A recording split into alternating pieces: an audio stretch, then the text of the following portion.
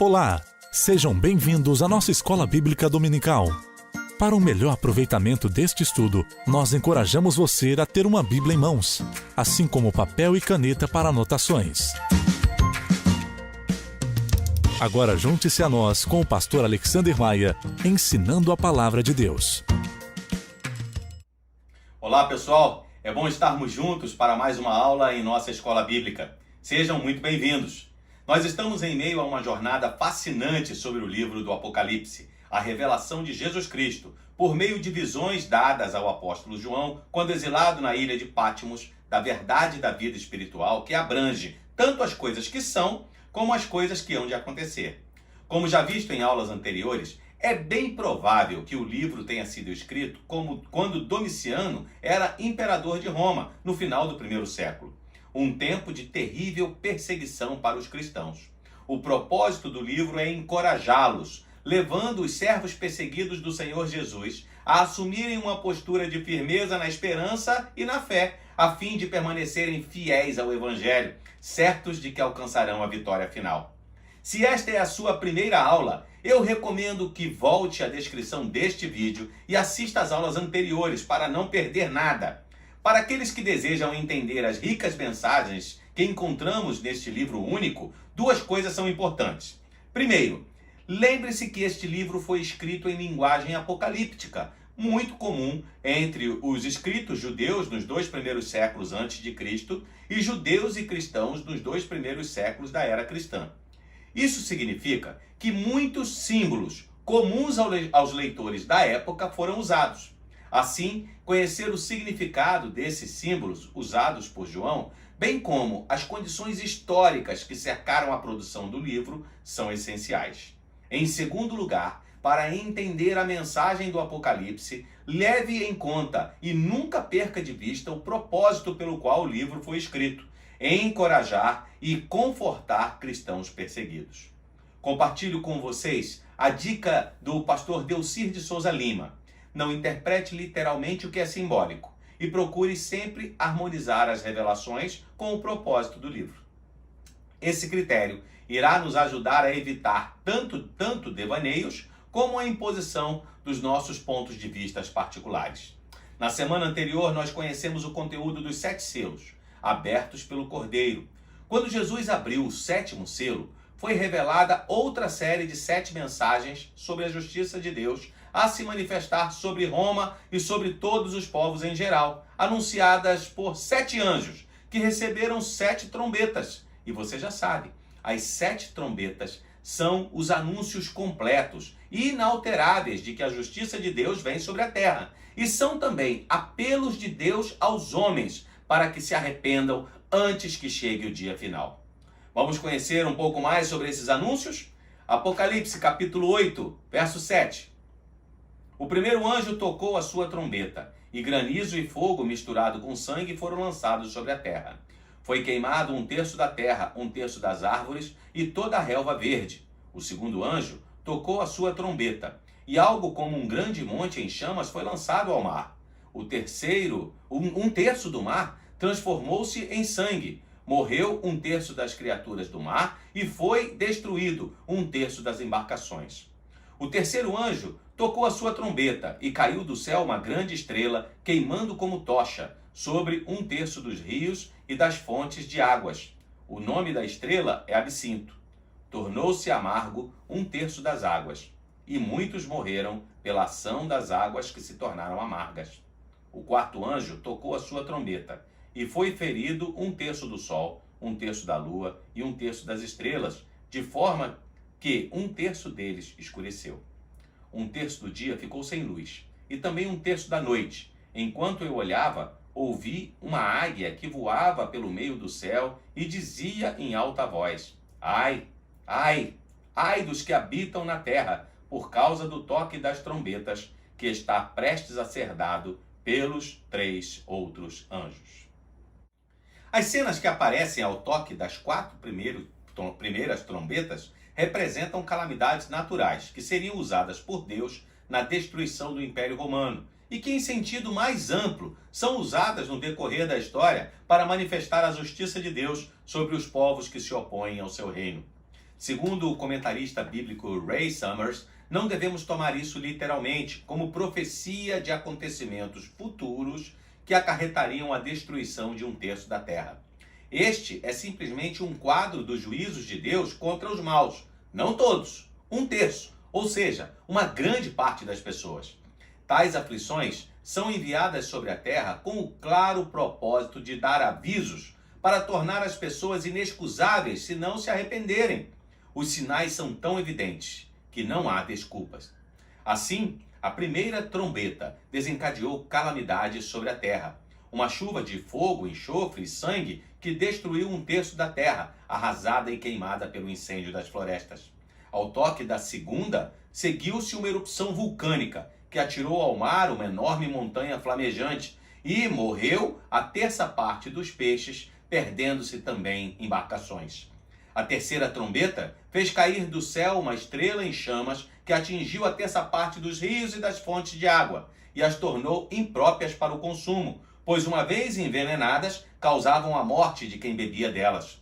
O som da quarta trombeta traz o distúrbio dos luminares terrestres, quando a 1/3 parte do sol, da lua e das estrelas se escureceu, modificando os dias e as noites. Esses 4 castigos nos lembram que o pecado do homem pode afetar, e realmente afeta, o restante da criação, de forma tal que isso se volta de maneira desastrosa contra a sua própria vida. Mas não é somente no ambiente natural do homem que a repercussão do seu pecado é sentida. Esse mesmo pecado desencadeia forças demoníacas e incontroláveis pelo homem, que trazem aflição após aflição sobre ele. E é isso que é simbolizado nos castigos que seguem os toques das trombetas seguintes, precedidas pelos 3 ais, proclamado contra os que habitam na terra. Interessante notar que João ouviu uma águia, uma ave de rapina, clamando à medida que voava pelos ares. Afinal, o pior ainda estava por vir. Summers ensina que era a superstição corrente que a águia, uma ave de rapina, trazia consigo um mau agouro, e por isso era símbolo apropriado, um presságio dos males que ainda se seguiriam, como passaremos a ver. Capítulo 9, verso 1. O 5º anjo tocou a sua trombeta, e vi uma estrela que havia caído do céu sobre a terra. A estrela foi dada a chave do poço do abismo. Quando ela abriu o abismo, subiu dele fumaça como a de uma gigantesca fornalha. O sol e o céu escureceram com a fumaça que saía do abismo. Da fumaça saíram gafanhotos que vieram sobre a terra, e lhes foi dado poder, como o de escorpiões da terra. Eles receberam ordens para não causar danos nem à relva da terra, nem a qualquer planta ou árvore, mas apenas àqueles que não tinham o selo de Deus na testa. Não lhes foi dado poder para matá-los, mas sim para causar-lhes tormento durante 5 meses. A agonia que eles sofreram era como a de uma picada de escorpião. Naqueles dias, os homens procurarão a morte, mas não a encontrarão. Desejarão morrer, mas a morte fugirá deles. Os gafanhotos pareciam cavalos preparados para a batalha. Tinham sobre a cabeça algo como coroas de ouro, e o rosto deles parecia rosto humano. Os cabelos deles eram como os de mulher, e os dentes como os de leão. Tinham couraças como couraças de ferro, e o som das suas asas eram como o barulho de muitos cavalos e carruagens correndo para a batalha. Tinham caudas e ferrões como de escorpiões, e na cauda tinham poder para causar tormento aos homens durante 5 meses. Tinha um rei sobre eles, o anjo do abismo, cujo nome em hebraico é Abaddon e em grego Apolion. O primeiro ai passou, 2 outros ais ainda virão. Ao soar da 5ª trombeta, surgiu uma praga de gafanhotos, mas não os de uma praga qualquer. Os gafanhotos da visão de João pareciam seres demoníacos, preparados para a guerra. Tinham rostos de homens e cabelos compridos de mulher, dentes de leões, ferrões como escorpiões, couraça de ferro, e o ruído das suas asas, era como o de carro de combate. Foi ordenado a eles que não fizessem dano à erva da terra nem à verdura, que seriam alimentos naturais, mas que passassem 5 meses, o tempo de duração de uma praga de gafanhotos, atormentando os homens, até que pedissem a morte, não suportando mais a vida. mas somente aqueles inimigos da causa de Deus. Não deveriam fazer nenhum dano aos que tinham a marca do Cordeiro. Esses gafanhotos tinham um rei, cujo nome é muito apropriado, Destruição, ou Apolion, um nome derivado de Apolo, um dos deuses do panteão grego. Devemos compreender que esta linguagem é simbólica, um espetáculo em que se usam detalhes para tornar mais interessante a representação. Sendo assim, não devemos fazer como alguns que buscam determinar o sentido exato de cada pormenor do quadro, a ponto de esquecer a ação dos atores. Uma boa interpretação, à luz do contexto histórico, foi a sugerida pelo teólogo Harvey Eugene Dana em sua obra sobre as Epístolas e o Apocalipse de João, ainda não traduzidas para o português. Ele propõe que esta visão simboliza o espírito infernal, uma ação demoníaca que penetra na terra, ou as forças da decadência ou corruptoras que Deus tem em suas mãos para castigar a desafiadora Roma. De fato, além das diversas catástrofes naturais, uma sucessão de governantes e líderes corruptos levaram ao colapso do Império Romano. Paulo falou sobre a degradação do homem e a manifestação da justiça de Deus em sua carta aos Romanos. Sentimentos perversos, iniquidade, malícia, avareza, deslealdade, inveja, homicídios, entre tantos outros, são males que tornam a vida de qualquer povo um inferno e contribuem para a sua derrocada e destruição. Até aqui, vimos que Deus já indicara 2 instrumentos que poderia empregar para agir contra os opressores do seu povo, as calamidades da natureza e a decadência interna. O terceiro instrumento aparece agora na visão seguinte. O 6º anjo tocou a sua trombeta, e ouvi uma voz que vinha das pontas do altar de ouro que está diante de Deus. Ela disse ao 6º anjo que tinha a trombeta: solte os 4 anjos que estão amarrados juntos ao grande rio Eufrates. Os 4 anjos, que estavam preparados para aquela hora, dia, mês e ano, foram soltos para matar 1/3 da humanidade. O número dos cavaleiros que compunham os exércitos eram de 200 milhões. Eu ouvi o seu número. Os cavalos e os cavaleiros que vi em minha visão tinham esse aspecto. As suas couraças eram vermelhas como fogo, azuis como jacinto e amarelas como enxofre. A cabeça dos cavalos parecia a cabeça de um leão, e da boca lançavam fogo, fumaça e enxofre. 1/3 da humanidade foi morto pelas 3 pragas, de fogo, fumaça e enxofre, que saíam da boca dos cavalos. O poder dos cavalos estava na boca e na cauda, pois a cauda deles era como cobra, com a cabeça feriam as pessoas. O restante da humanidade que não morreu por essas pragas, nem assim se arrependeu das obras das suas mãos. Eles não pararam de adorar os demônios e os ídolos de ouro, prata, bronze, pedra e madeira, ídolos que não podem ver, nem ouvir, nem andar. Também não se arrependeram dos seus assassinatos, das suas feitiçarias, da sua imoralidade sexual e dos seus roubos.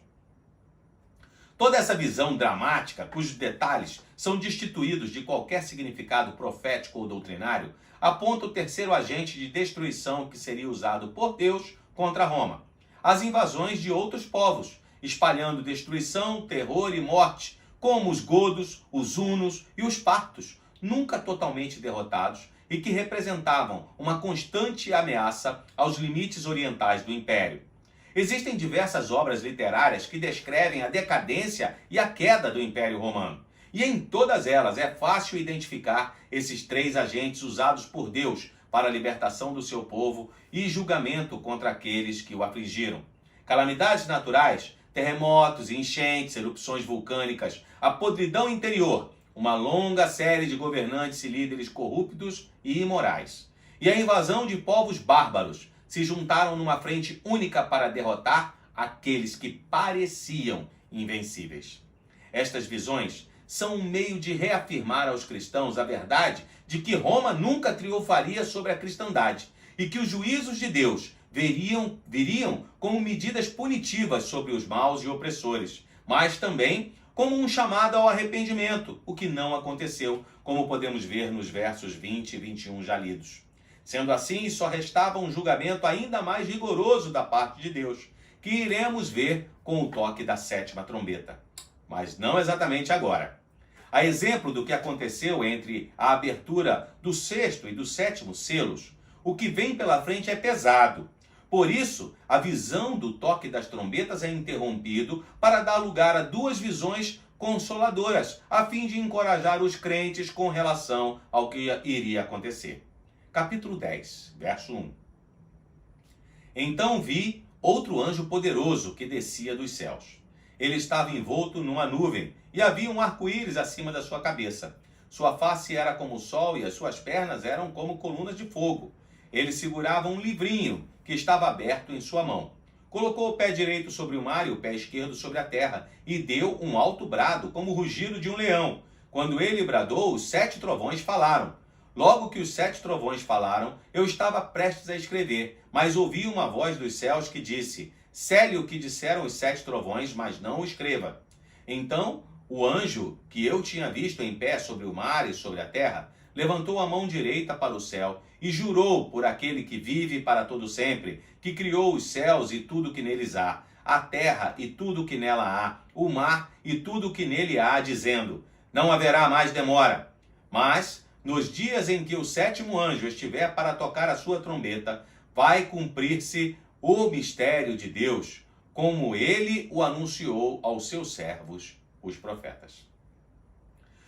João vê um anjo muito forte, radiantemente vestido, descendo do céu.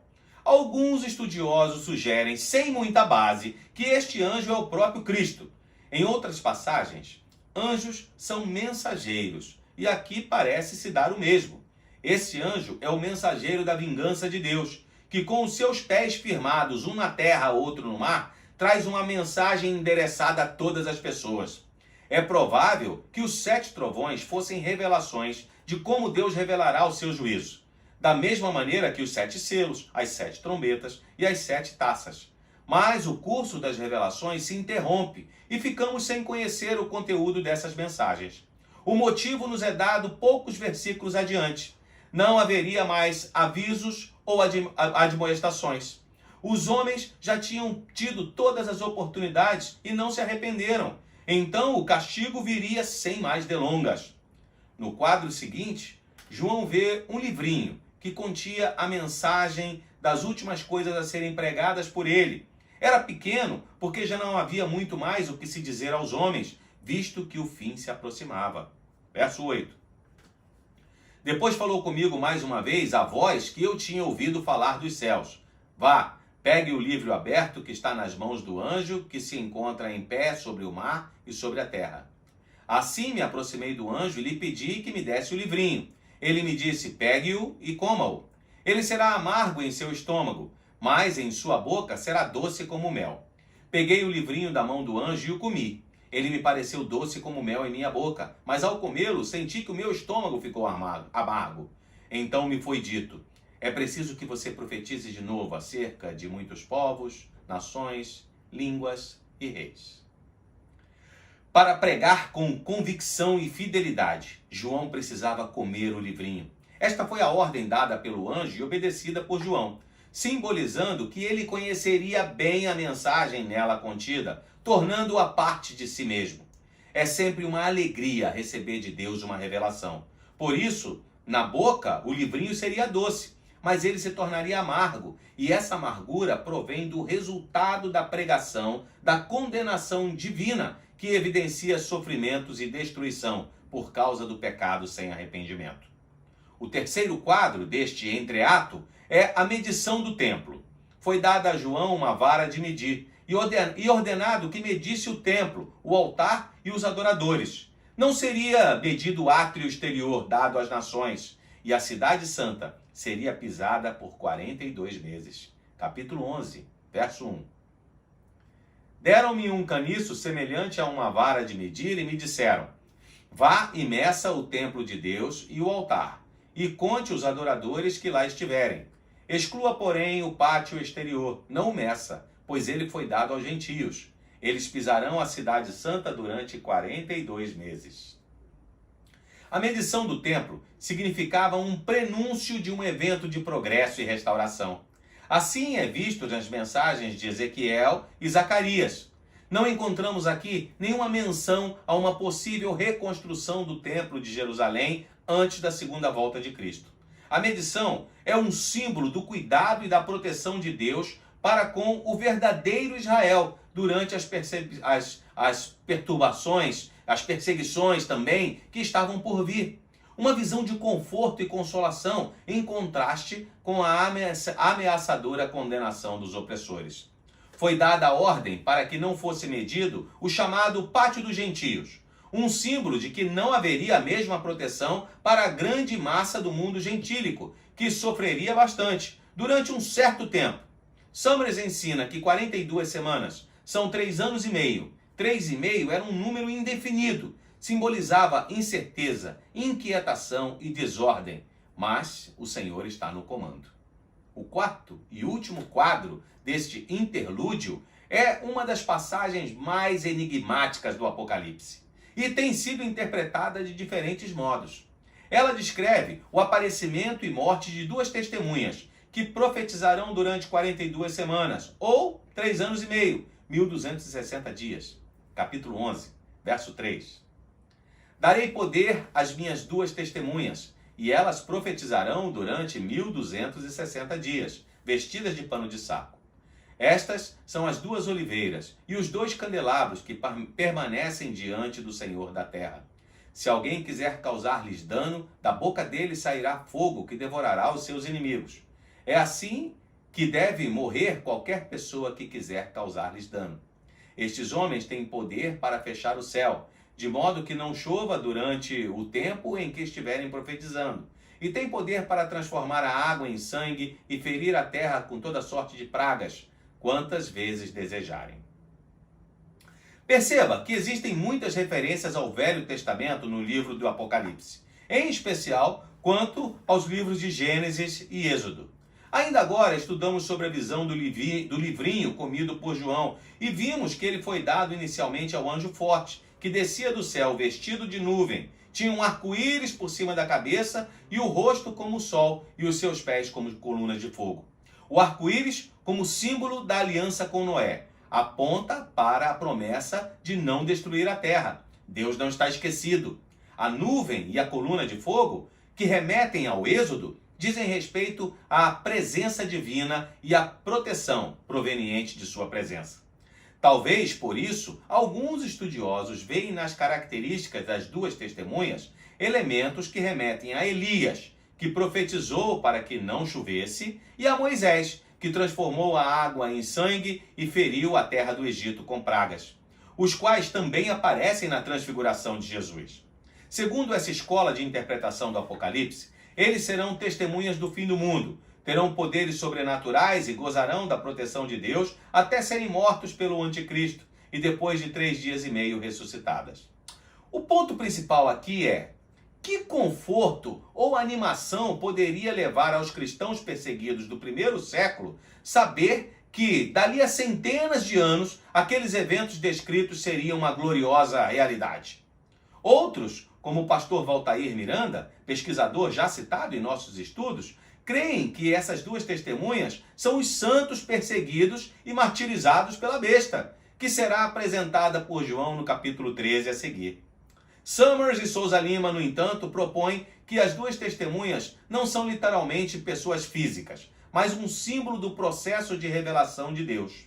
Sugerem que as 2 testemunhas de Deus sejam a lei, representada por Moisés, e os profetas, representados por Elias, que conduziram o homem ao Evangelho de Jesus, pregado pela igreja com admirável sucesso até aquele momento da história. Agora o tempo é de crise. Há pouco mais de 20 anos, Jerusalém havia sido invadida e o templo destruído pelo general Tito. O Império Romano está prestes a esmagar o cristianismo, que para eles não passava de uma seita do judaísmo. A besta, símbolo de Roma e encarnada no imperador Domiciano, que queria ser adorado como Deus, está guerreando contra as testemunhas para estancar o seu notável trabalho. E acredita ele ter tido sucesso ao matar as testemunhas e deixar seus corpos expostos na grande cidade, Jerusalém, que recebe o título de Sodoma e Egito, símbolos da imoralidade e da opressão ao povo de Deus. Verso 7. Quando eles tiverem terminado o seu testemunho, a besta que vem do abismo os atacará e irá vencê-los e matá-los. Os seus cadáveres ficarão expostos na rua principal da grande cidade, que é figuradamente chamada Sodoma e Egito, onde também foi crucificado o seu Senhor. Durante 3 dias e meio, gente de todos os povos, tribos, línguas e nações contemplarão os seus cadáveres e não permitirão que sejam sepultados. Os habitantes da terra se alegrarão por causa deles e festejarão, enviando presentes uns aos outros, pois esses 2 profetas haviam atormentado os que habitam na terra. Mas depois dos 3 dias e meio, entrou neles um sopro de vida da parte de Deus, e eles ficaram em pé, e um grande terror tomou conta daqueles que os viram. Então eles ouviram uma forte voz dos céus que lhes disse: subam para cá. E eles subiram para os céus numa nuvem, enquanto seus inimigos olhavam. Naquela mesma hora, houve um forte terremoto, e 1/10 da cidade ruiu. 7.000 pessoas foram mortas do terremoto. Os sobreviventes ficaram aterrorizados e deram glória ao Deus dos céus. O segundo ai passou. O terceiro ai virá em breve. O mundo contra quem as 2 testemunhas haviam pregado está em festa. As 2 testemunhas de Deus estariam mortas para o imperador. Entretanto, Deus ressuscitou as testemunhas, incorporando verdades eternas registradas na lei e pregadas pelos profetas ao Evangelho de Jesus Cristo. Roma está enganada. O poder de Deus levou Roma à derrota, enquanto a mensagem redentora do Evangelho vive e sobrevive triunfante. A mensagem se torna clara. Estejam certos de que, embora o mundo em que vocês vivem esteja dominado por homens maus, vocês estão protegidos e o Evangelho continuará a ser pregado. O testemunho cristão será mantido firme. Não haverá mais demora. O julgamento de Deus está a caminho. A 7ª trombeta será tocada e ela anuncia o fim e reafirma a soberania de Deus sobre todas as coisas. Verso 15.